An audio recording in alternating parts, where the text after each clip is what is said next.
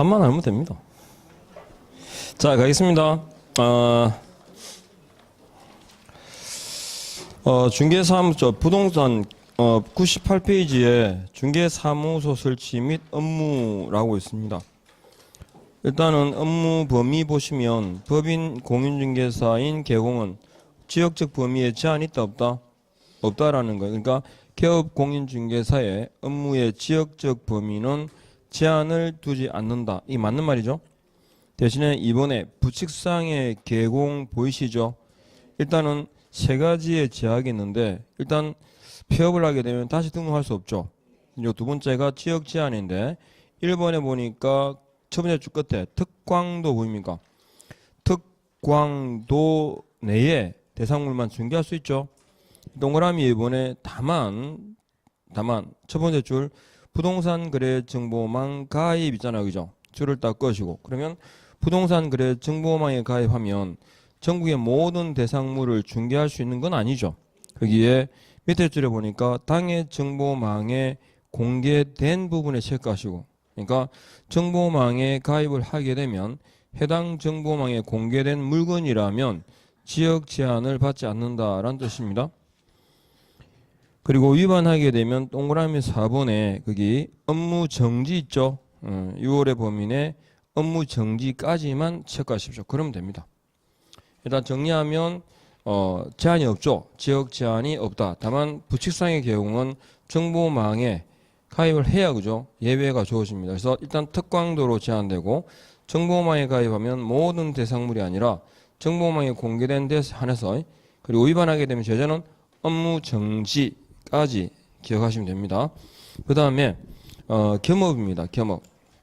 아까 제가 말씀드렸던 건데 일단 겸업이라는 말이 나오잖아요. 겸업이라는 크게 일단 쉽게 보면 이게 어렵잖아요. 겸업이란 말이 나오면 주어는 뭐더라? 법인이고 위반에 대한 제재는 뭘까요? 상치. 등록은 취소할 수 있다. 이렇게 딱 이게 기본 틀입니다. 그리고 제일 중요한 게 법인은 일단 기본적으로 뭘 할까요? 중개업을 할 거잖아요. 당연히 중개업을 할 거고 그리고 아까 우리가 뭐라 했냐면 등록 기준에 14조 규정 업무만 그랬잖아요. 14조에 있다 보면 중개업과 다음 각호 업무에 하나여 겸업할 수 있다 되어 있거든요. 그러니까 중개업하고 14조에 보면 1항이 있고 2항이 있습니다. 1항의 업종이 몇 개 있냐면 5가지가 있고 그 다음에 2항의 업무가 경공매 업무입니다. 자, 기본적으로 겸업에 제한을 받는 법인에게 허용된다는 말은 그러면 제한을 받지 않는 공인중개사인 개공, 저 개인은 될까 안 될까? 당연히 됩니다. 그죠? 겸업에 제한을 받는 법인에게 허용되니까 겸업에 제한을 받지 않는 개인은 당연히 되겠죠. 그래서 여기 주어를 잘 구분하셔야 돼요. 일단 제가 주어부터 딱 법인은 체크하셨는데 자, 그럼 기업 공인중개사는 겸업할 수 있죠?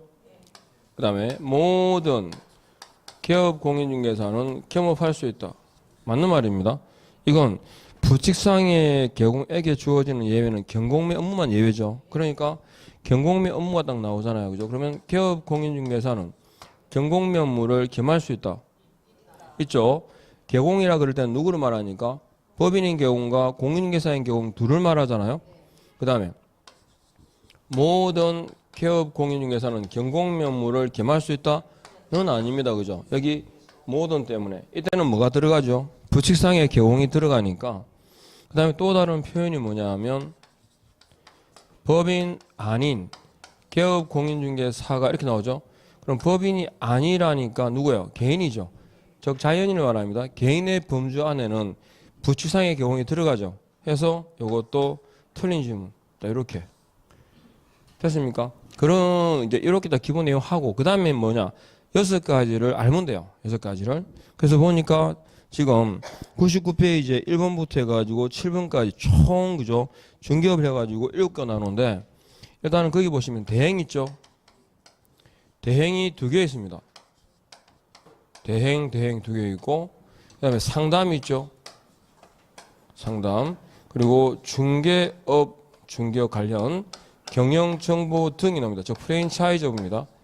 경영정보 등이 관한 내용 그리고 용역 있죠. 주거 이전 부수 용역의 알선에 관한 내용까지. 그리고 경공매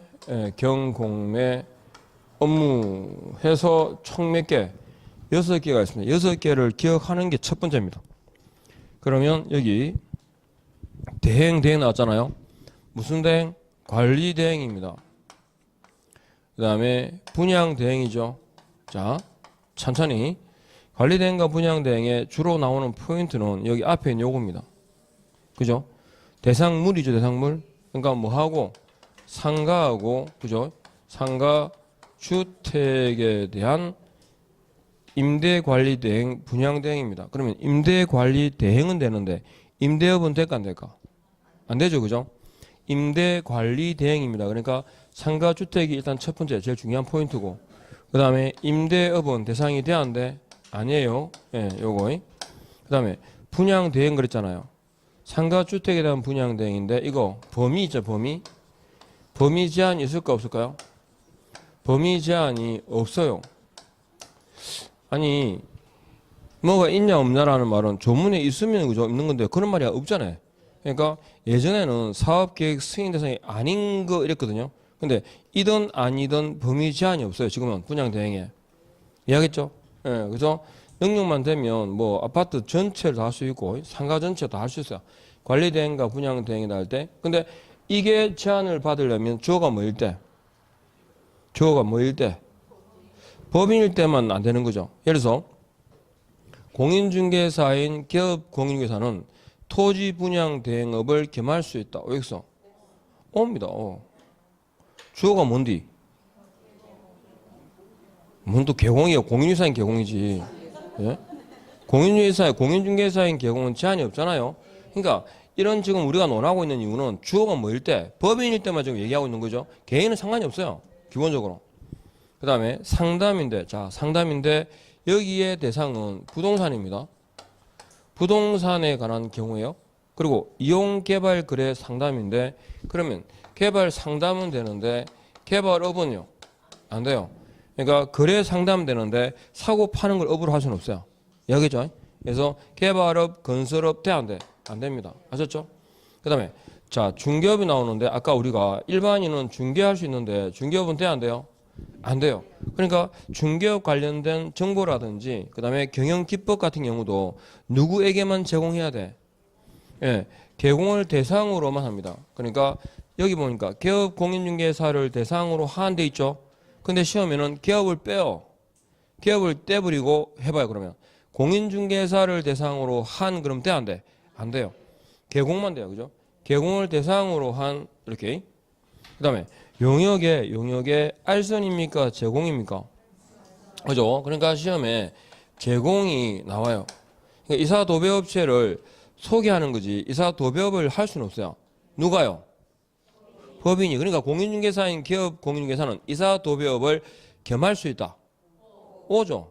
겸업 제한받는 건 법인이니까. 그러니까 이걸 자꾸 문제를 풀다 보면 주어를 자꾸 내비둬요. 놓치면 안 돼. 아셨죠? 주어는 무조건 습관적으로 어떻게 잘라놓고 법인일 때만 문제가 되는 거예요. 법인이 아니면 일단은 논할 필요가 없는 거고. 제한이 없으니까.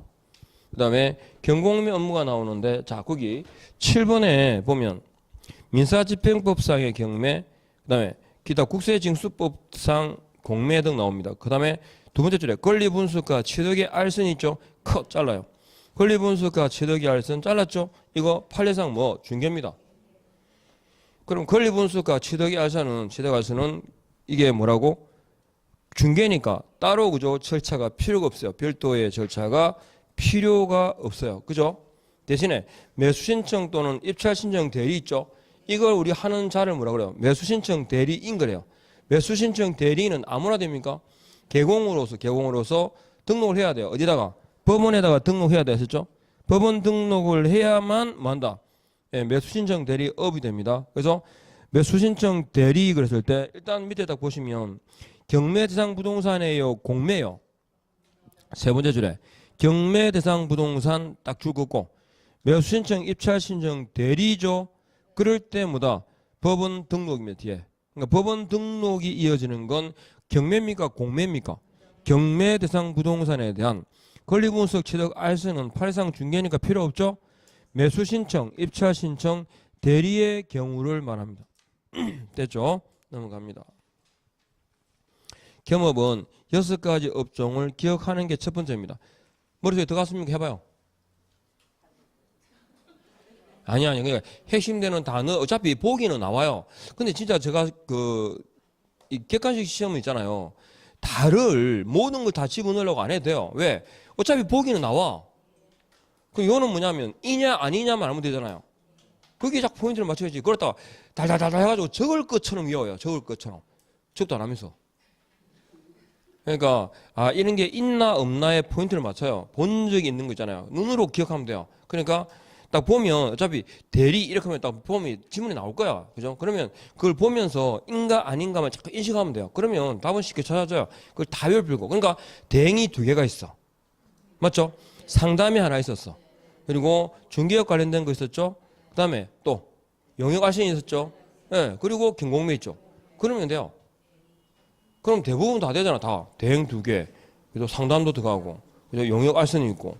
주고, 맞죠? 그러니까 금방 정리돼요. 6개만 알면 돼. 그러면 다 된 거야.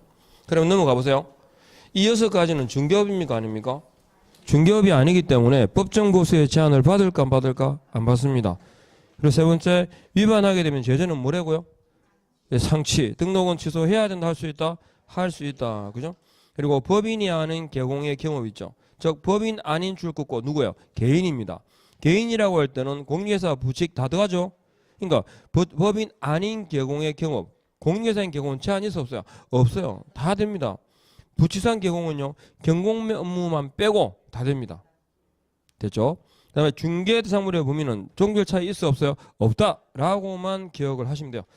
없어요? 없다 이렇게. 그 다음에 고용인 들어갑니다. 고용인.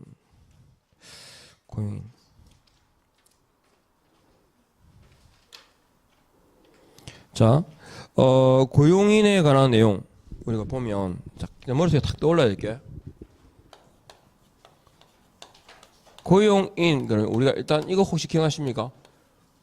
우리가 주어를 부를 때 개공 등 할 때 등이 고용인이에요. 그죠? 등. 그리고 고용인에 관한 세부적인 내용은 어디 있을까? 국토부령에 있어요. 그죠? 고용인은 둔다예요? 둘 수 있어요? 둘 수 있어요. 임의 규정이죠. 없어도 돼요. 이렇게. 그러면 고용인 그런 게 딱이니까 종류가 있겠죠. 고용인의 종류는 몇 개 있을까? 소공이 있고 중개보조원이 있어요. 그죠? 그리고 소공이라 그럴 때는 고용인으로서의 소공도 있지만 뭐도 있어요? 법인이 있죠. 법인. 법인의 사원, 임원 중에서 공인중개사인 자를 뭐라 한다? 소공 그래요. 그죠? 자, 그럼 일단 고용인으로서의 지금 소공을 얘기하는데 소공과 중개보조원 그럴 때 용어상에서 공통적으로 들어가는 단어가 있었죠.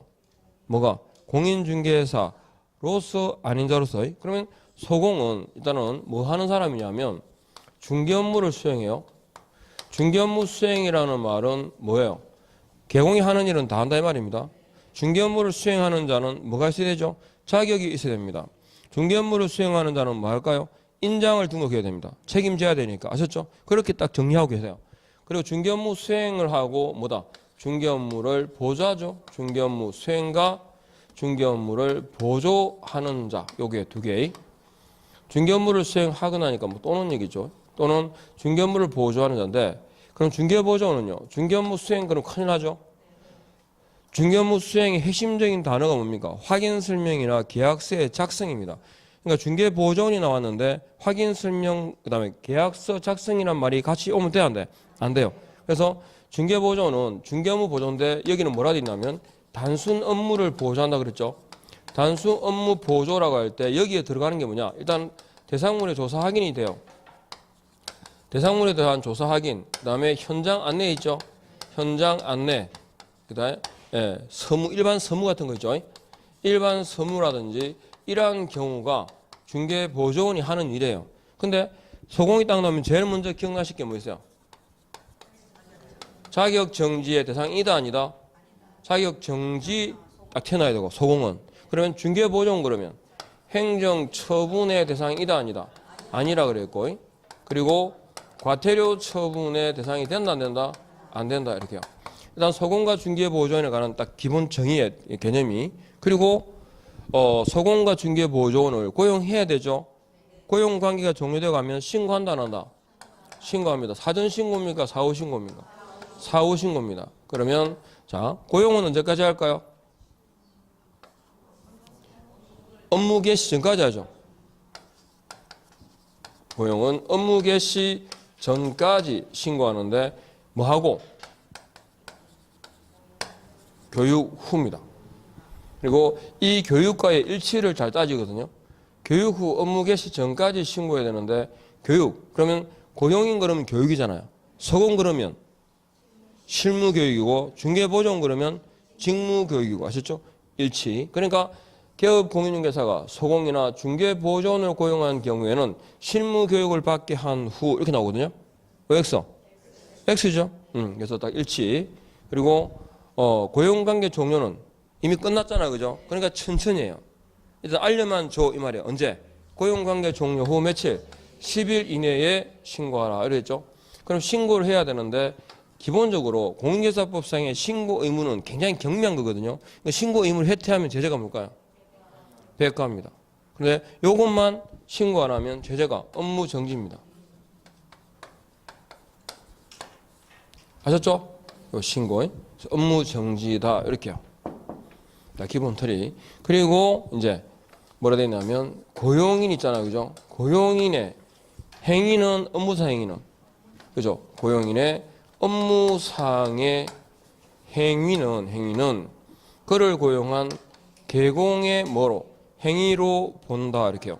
개공의 행위로 본다라는 말은 개공이 책임을 진다라는 뜻입니다. 그러면 개공이 책임을 지면 고용인은 책임을 안 집니까?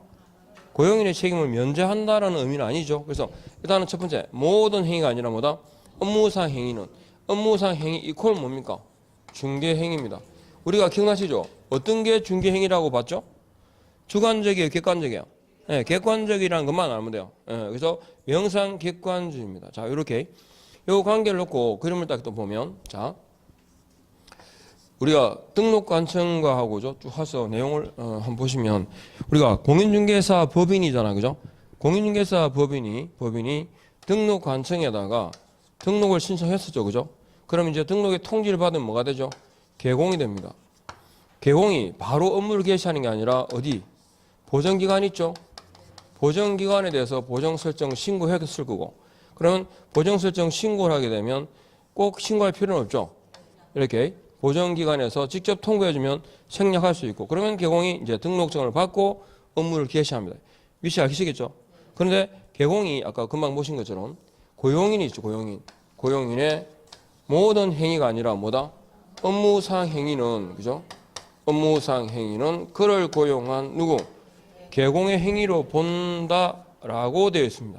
그리고 고용인이 중개 의뢰인에게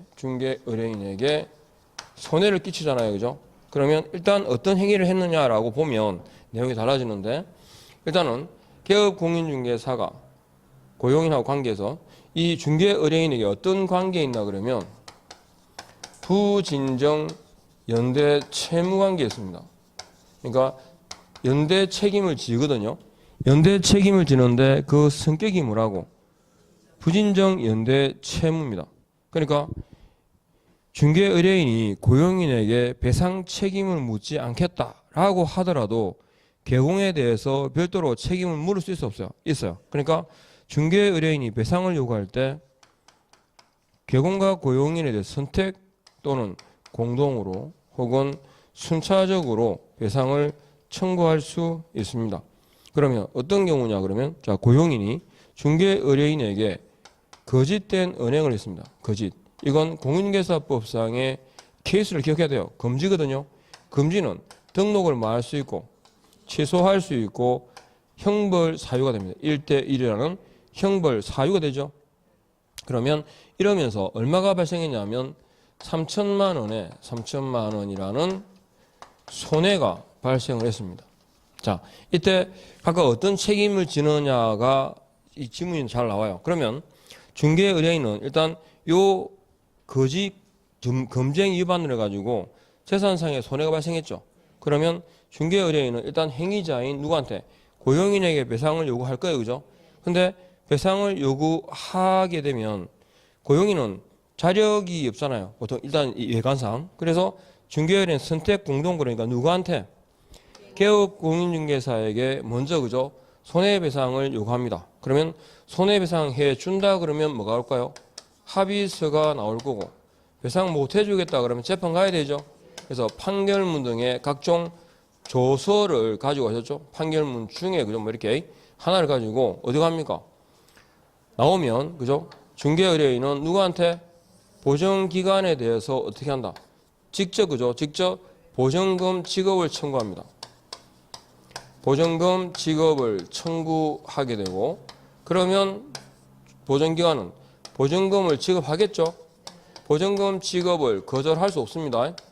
보증금 지급을 해야 됩니다. 왜냐하면 보증기관은 그 보증금 지급에 대해서 개공한테 뭐 한다? 구상권을 행사함으로써 해소할 수 있거든요. 그리고 개공이 배상 책임을 진다라는 말이 고용인의 책임을 면제한다는 말이 아니라 했죠. 개공은 다시 누구한테? 고용인에게 구상권을 행사함으로써 해소할 수 있습니다. 이게 민사 책임의 관계를 말합니다. 그러니까 일단은 어떤 책임을 지느냐 그러니까 일단은 고용인은 자신의 행위에 대해서 배상 책임을 지겠죠. 이게 과실 책임으로서 뭐다? 민사 책임을 집니다. 맞죠? 그러면 고용인 행위가 과실 책임을 부담하는 민사 책임의 경우에 누구한테? 개공이 그죠? 개공은 자신의 과실과는 관계없이 무과실 책임으로서 민사 책임을 집니다. 자, 여기서 무과실이라는 말을 잘 이해하셔야 돼요. 과실이 없음을 입증한 경우에는 배상 책임을 부담하지 않는다. X죠? 무과실이니까. 또 무과실 책임이란 말은 개공이 고용인에게 상당한 주의와 관리감독 의무를 게을리하지 아니한 경우에도 배상 책임을 부담해야 된다 이 말입니다. 무과실이니까요. 그러면 개공은 무과실 책임을 지고 자신의 잘못이 없잖아요. 그죠? 그래서 일단은 개공은 고용인에게 뭐한다? 구상권을 행사함으로써 해소할 수 있습니다. 근데 잘 주의하셔야 될게요. 나중에 우리가 손해배상 책임에서 볼 건데 개공이 무과실로 배상 책임을 부담하는 이유는 고용인행위가 과실 책임을 부담하는 경우에 한했습니다. 그러니까 지나가듯이 들어도 괜찮아요. 일단 고용인이 있잖아요. 뭐 과실 없이라든지 아니면 손해가 재산상 손해가 아니잖아요. 그죠? 그러면 개공이 책임져야 안 져요? 책임 안 져요. 이해하겠죠? 고용인의 행위라고 해서 다 책임을 지진 않아요. 또 업무상의 즉 중개행위라고 해서 다 책임을 지진 않아요. 과실 책임의 요건을 갖춘 경우에 한해서 그죠? 책임을 집니다. 그러니까 지문에 보면 고용인의 고의 과실 없이 발생한 손해에 대하여 이렇게 되면 책임질까 안 질까? 안 집니다. 그 다음에 고용인은 자신의 위반에 대해서 지금 거짓말이죠. 어떻게? 1대1입니다. 그죠? 그래서 지금 이 경우를 같이 연결해서 1대1이라는 행정형벌이죠. 행정형벌에 해당되는 위반의 경우입니다. 공제사법상에서 형벌보다 더 중한 위반은 없어요. 그래서 형벌은 중한 위반이다. 그러면 고용이 형벌에 해당되는 위반을 한 이유가 뭐냐 보는 거죠. 어디서? 개공이 고용인에 대한 감독을 뭐 똑바로 안 했기 때문이라 보거든요. 그래서 고용인만 처벌하는 게 아니라 양자를 다 처벌하겠다. 줄이면 양벌입니다. 양벌, 쌍벌 그래요. 그래서 양자를 모두 다 처벌하겠다. 아셨죠? 그래서 양벌 규정에 의해 가지고 누구한테? 그 고용한 개공에게도 이것도 그냥 그대로 기가면 돼요. 잘 헷갈리는데 동조 아셨죠? 동조 규정된 벌금형을 과한다 이렇게 있거든요. 동조에 규정된 이 동조가 뭐냐면 이게 1대1이 49조예요. 그러면 48조에 나오겠죠. 3대 3이에요. 그러니까 같은 조에 있는 벌금이 얼마입니까 지금? 49조에 규정된 벌금이 얼마예요? 1,000만 원.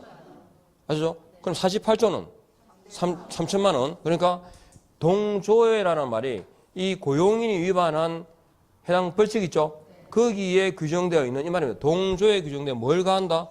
벌금형이라는 형사상의 책임을 묻습니다. 이해하겠죠? 근데 이 벌금 있잖아요. 우리가 결격사유에서 이 사람이 벌금인데 300만 원 넘었어. 그러면 결격사유가 될까 안 될까? 될까 안 될까? 되거나 안 되거나 둘 중에 하나겠지 뭐. 그죠? 근데 안 됩니다. 아셨죠? 왜냐하면 결격 사유에서 벌금은 자신의 행위라 해야 돼요. 타인의 행위로 받은 벌금이 아니라 자신의 행위로 받은 벌금이 얼마라고? 300 이상인 거예요. 그러니까 이 사람은 300 이상이라 하더라도 아셨죠? 자기 책임이긴 한데 아셨죠? 관리감독 책임에 대한 잘못이잖아. 그죠? 그렇긴 하지만 이건 자신의 행위가 아니라 타인의 행위로 인해서 받은 벌금이죠. 이건 결격 사유가 아니다. 결격 사유 아닙니다. 기억해야 됩니다. 이거. 결격 사유가 아니죠. 따라서 등록 취소로 가야 한가? 안 돼요. 절치 그럼 무조건 X 하셨죠? 그래서 양벌 규정에 의해서 벌금형이라는 형사상의 책임을 집니다. 그 다음에 이 고용인이 있잖아요. 고용인이 소속 공인중개사일 수도 있고, 그죠? 그 다음에 중개보조원일 수도 있죠. 소공일 때는 뭐가 기억납니까? 무조건 자격 정지가 기억날 거고, 중개보조원은 X죠. 자, 그래서 고용인이 소공이라면 자격 정지를 명할 수 있는데, 소공의 행위는 누구 행위라고? 개공의 행위니까 소공의 금지 위반에 대해서 개업공인중개사에게는 등록을 뭐다? 상취라는 행정상의 책임을 물을 수 있습니다.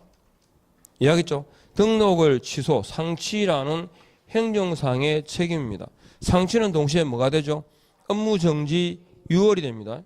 그리고 만일에 중개보조원이 그죠? 중개보조원이 위반한 경우라면 중개보조원에 대해서는 어떠한 행정상의 책임도 물을 수 있다 없다? 물을 수 없고 누구한테? 그를 고용한 개공에게 그죠? 그 등록을 취소해야 한다 할 수 있다.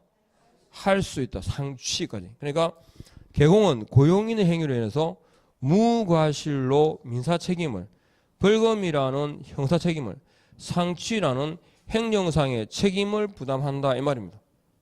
이해하겠습니까? 네. 그래서 그 연결, 그러니까 개공이 이런 민사 형사 책임을 질 때는 전제가 있어요. 고용인이 과실 책임일 때 무과실 책임을, 고용인이 형벌에 해당되는 위반일 때 양벌 규정을 아셨죠? 그리고 행정상의 책임을 부담할 때 개공이 그 고용주로서 이게 사용자로서 책임을 진다 할 때의 제재는 뭐라고요? 상취입니다. 혹은 업무 정지 이렇게. 절치는 있어 없어요? 절치는 절대 없어요. 예, 등록을 취소해야 되는 경우가 있다 없다? 없다라는 거. 요 그림 이해합니까? 요 그림을 정리하면 조게 돼요. 그래서 요 관계 가지고 이렇게 책임을 묻게 된다라는 거. 그러니까 결국은 개업 공인중개사가 가입하는 이 보정 있죠, 보정. 보정은 누구를 위한 거예요? 의뢰인 보호예요. 제3자를 위한, 아시죠? 타인을 위한 손해보험이에요. 이해하시겠죠? 개공은 결국 행위에 대한 책임 누가 져요? 개공이 져요, 개공이. 근데 이 배상 책임은 개공이 되고 나서 책임져요. 이해하겠죠? 그러니까 보정 설정을 언제 한다고? 개공이 되고 난 이후에 합니다. 등록 신청 단계에서 하는 것이 아니라. 이해하죠? 이렇게 딱 기억해 두시면 됩니다. 자, 교재에서 다시 한번 확인하시죠. 이제 봤으니까 종류를 할 수 있어요. 고용인 나옵니다. 101페이지에. 뭐만 아니라면, 결격 사유자만 아니라면, 그죠? 고용할 수 있어요. 제한 있어 없어요? 없어요. 업무범위. 소공 딱 그러니까 중견무를 수행하거나 중견무를 보조하죠. 중견무 수행의 본질이 뭡니까 그게? 확인 설명이나 설명서 작성, 계약서 작성을 말합니다. 원래는 이거 그럼 누가 해야 돼요? 개공해야 돼요. 그죠? 102페이지 있죠? 그리고 내려가서 소공 딱 그러면 기억나는 거 뭐야? 자격 정지. 그냥 애누리 없어요. 그죠? 예, 동그라미 4분의 있죠? 자격 정지 사유다 하는 거.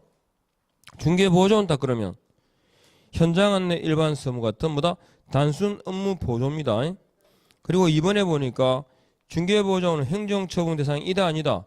아니라 그랬죠. 그죠? 그럼 뭐도 없어? 과태료도 없어요. 행정처분 과태료 X 그랬고, 그리고 두 개의 차이를 막 얘기하고 있는데 대표적인 게 뭐냐면 교육 있잖아요. 교육하고 인장 같은 경우는 기억하셔야 돼요. 교육은 소공은요 무슨 교육? 실무교육. 중개보조원은 직무교육. 인장 등록은 누가? 책임지는 자만 해요. 즉 중개업무를 수행하는 자만 인장 등록의 의무가 있습니다. 아셨죠? 그 다음에 2번 고용신고 등 그랬습니다. 개공은 신고해야 되죠. 신고해야 되는데 오른쪽 고용신고는 뭐 교육을 받도록 한 후 그랬습니다. 그래서 고용인하고 교육과의 일치 따져봐야 됩니다. 소공 실무교육, 중개보조원 직무교육 언제까지 줄 거야? 업무 개시 전까지 해가지고 줄 거습니까? 그리고 고용인도 소공을 고용할 때는 자격 확인 요청해야 되죠. 누구한테? 발급한 시도지사에게.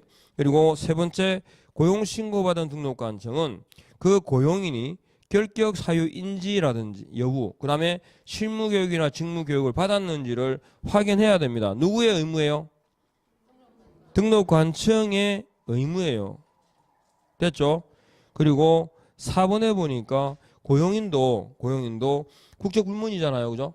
국적불문이니까 외국인이 만일에 소공이나 중개보조원이라면 스스로 결격 사유자가 아니라는 걸 증명해야 됩니다. 그게 뭐야? 공정서류를 제출해야 됩니다. 결격 사유 아님을 증명하는 서류가 뭐라고? 공정서류. 이거 기억나시죠? 등록 신청 시 첨부 서면에서 했습니다. 그 다음에 고용관계 종료가 있습니다. 며칠일까요? 10일 이내라고 되어 있고 위반했을 때의 제재는 뭘까요? 업무 정지라고 말씀드렸습니다. 네 번째, 고용신고 등에 대해서도 자, 줄 거죠? 언제까지요? 10일까지예요? 다음 달 10일이에요? 다음 달 10일까지입니다. 협회에 통보해야 된다까지 넘어갑니다. 105페이지 보니까 자, 105페이지 개공에 대한 사용자 책임 보입니까? 자, 박스 안에 조문에 어디다가 딱 세자에다 동그라미 봐요. 그렇지. 이거 습관적으로 빠집니다. 소공과 중개 보조원의 행위는 그러면 슥 하고 넘어가요. 그러면 어떻게 됩니까? 땡 그러죠. 그러니까 모든 행위가 아니라 뭐다? 업무상 행위입니다. 그래서 농담삼아 제가 드리잖아요. 그죠? 모두 책임지는 건 누구라고? 오빠. 그렇지. 오빠가 다 책임질게. 책임 안 집니다. 그죠? 인생은 누가 책임진다? 그렇지. 각자가 집니다. 각자가. 지가 책임지는 거지 뭐. 아이씨, 개론을 해삐까? 진짜 그런 거 보면 들은 소리 짜증나요. 개론이는 해삐까? 개론이 무슨 도피체야? 호구 잡아서 호구? 평생 묵고 살 호구를? 그건 아니잖아요. 각자가 각자의 삶을 살면서 사람 인자가 옳잖아요. 이렇게 각자가 사는데 서로 약간 기대해 있을 뿐이지. 자, 갑니다. 그래서 1번에 보니까 소공중개보조원의 중개 업무와 관련된 행위는 누구의 행위다? 개공의 행위를 본다라는 말이 뭐였죠? 책임을 진다라는 뜻입니다. 그래서 책임을 지는데 첫 번째 민사 책임입니다. 민사 책임의 동그라미 1번 보세요. 소공이나 중개보조원이 중개 업무와 관련된 행위를 함에 있어서 컷. 업무상 행위죠. 잘랐습니까? 어디 보고 있죠? 민사 책임에 내려가서 동그라미 1번 그거 보고 있는데, 그죠? 중개 행위를 함에 있어서 끊었죠. 이게 중개 행위입니다. 그 다음에 고의 또는 과실로 끊어봐요. 나중에 배상 책임에 또 볼 거예요. 고의 또는 과실인데 과실에 동그라미 하시고 경과실이에요, 중과실이에요? 구분 없죠? 예, 그냥 과실이면 돼요, 그죠? 그리고 거래 당사자에게 컷 하시고 자, 줄 거죠, 밑줄. 누구 무슨 손해? 재산상 손해입니다. 정신적 손해 아니죠? 그때는 누가 책임진다? 개공이 책임진다 라는 얘기입니다. 자, 그 다음에 이번에 가니까 개공은 자신의 고의 과실이 없더라도 배상 책임을 지죠. 무과실 책임 두 번째 줄 딱 끊고 무과실 책임을 집니다. 그리고 3번에 가셔가지고 부진정 연대 채무 줄을 딱 끊고 그리고 배상은 바로 밑에 선택적 공동으로 배상을 청구할 수 있다 줄을 그어 두시면 되죠. 그리고 배상을 하게 되면 4번에 개공은 고용인에게 뭐 할 수 있다? 구상권을 행사할 수 있다 줄 딱 것이고, 그 다음에 행정상의 책임입니다. 소공이나 중개 보조원의 행위는 누구의 행위다? 개공의 행위이기 때문에, 그죠? 개공이 행정상의 책임을 지죠. 행정상의 책임을 집니다. 그러니까 소공이 위반했다면 소공하고 개공 둘 다에게, 그죠? 행정처분할 수 있다 그랬잖아요. 그럼 소공은 뭐겠어요? 자격정지. 그럼 개공은요? 상취. 이렇게요. 그 다음에 중개보조원은 제재가 없죠. 어떠한 경우에도 행정사항의 책임을 부담하지 않습니다. 그래서 누구한테만? 개공에게만 행정처분을 할 수 있다. 그 다음에 양벌 규정 보입니까? 연결 고지를 기억하면 돼요. 형벌, 양벌, 벌금 이렇게. 제목 옆에다 적어놓으면 되죠. 형벌, 양벌, 벌금. 그러니까 양벌 규정을 적용하는 전제가 뭡니까? 형벌일 때입니다. 즉 48조 3대3, 49조 1대 1일 때, 1일 때 1일 때 그 조항에 규정되어 있는 뭘? 벌금을 개공에게 가한다. 그죠? 그래서 두 번째 줄 보세요. 양벌 규정에 48조 49조에 해당하는 위반 행위를 한 때는 그랬죠? 컷 자르시고 행위자를 벌하는 외에 그 개공에 대하여도 해당 조에 규정된 즉 48조라면 3천만 원, 49조라면 어떻게 해요? 1,000만 원의 벌금형을 과한다. 됐죠? 벌금형을 가한다. 그러니까 동조항에 규정된 벌금형을 과한다는 것이지 동일한 금액의 벌금을 의미하는 게 아니에요. 이해하겠죠? 무슨 말인지? 동그라미 2번에 있습니다. 뒤에. 세 번째, 개공이 양벌 규정에 따라 벌금을 받더라도 이건 결격 사유도 아니다. 아시죠? 결격 사유의 벌금은 자신의 행위예요? 타인의 행위예요? 자신의 행위라 해야 돼요. 아셨죠? 예. 그 다음에 네 번째, 면책 규정이 있습니다. 이 양벌 규정은 개공이 뭘 잘못했기 때문에 관리 감독을 제대로 하지 않았기 때문이죠. 잘 따라오고 있습니까 지금? 예, 관리 감독을 제대로 하지 않았기 때문이니까 뒤집어서 그러면 개공이 고용인에게 상당한 주의와 관리 감독 의무를 게을리 하지 아니한 경우에 그러면 양벌 규정은 적용한다 안 한다? 안 합니다. 그러니까 두 개의 차이예요. 이게 왜 그런 차이가 나냐면 똑같은 말인데 이건 무과실 책임이니까 그죠? 잘못 안 해도 책임지는 거고 이거는 잘못을 해서 책임진 과실 책임이죠. 그러니까 과실이 없다면 양벌 규정은 적용한다 안 한다? 안 한다는 거니까 확실히 기억하셨죠? 네, 이렇게 됐습니까? 자 그러면 거기에 문제 한번 보십시오. 푸는가? 기출문제는 보고 또 봐도 돼요. 문제를 기출문제를 딱 보면서 이거 어디서 봤는데 곤란합니다 그거. 기출문제는 최소한 왜 틀렸고 어디가 틀렸는지를 확실하게 아셔야 돼요. 자, 그래서 1번 서공에 대한 고용신고는 전자문서에 의하여 할 수도 있다. 맞죠? 그러니까 전자문서에 의하는 경우는 안 된다라는 특별한 내용을 본 적이 없으면 되는 거야 안 되는 거야? 되는 거예요. 그 다음에 2번 중개보조원에 대한 고용신고받은 등록관청은 시도지사에게 그 공인중개사 자격 확인을 요청해야 한다. 중개보조원하고 공인중개사 자격하고 뭔 놈의 상관이 있어요? 맞죠? 예, 그러니까 말이 안 되는 거고. 세 번째, 중개보조원하고 뒤에 실무교육하고 있어 없어요? 봐봐요. 이게 공인중개사법에 나오는 문제의 기본 형태예요. 일치잖아요, 일치. 중개보조원과 2번은 자격이고 3번 중개보조원과 실무교육 아셨죠? 일치 문제. 4번 개공원 소공과 고용관계가 종료된 때는 며칠이죠? 천천히. 천천히라는 말은 10일, 신중을 기할 때는 7일. 확인이지만 빨리 하면 지체 없이 그 자리에서 바로 처리하면 즉시. 기억합니까? 시험에 주로 나오는 것들은 딱 몇 개 정해져 있습니다. 그러니까 한번 들어봐요. 즉시라는 게 3개 있다고 그랬죠. 일반 사면 즉시, 재교부는요. 즉시 재교부. 재개업 신고하게 되면 즉시 등록증을 반환합니다. 즉시 반환. 딱 3개가 종류 나와요. 그 다음에 지체 없이 그릴 때 뭐다? 가급적 빨리 그랬죠. 신속을 기하거나 신속 이미 결정된 거 변수가 없을 때는 지체 없이고 신중을 기하거나 사무소 설치는 7일입니다. 등록 신청하면 며칠 이내에 통지할까요? 7일이 됩니다. 반대로 그러면 또 분사무소 설치하면 필정을 기업하거든요. 며칠? 7일입니다. 사무소 이전은 새로운 곳에 사무소를 두는 거죠.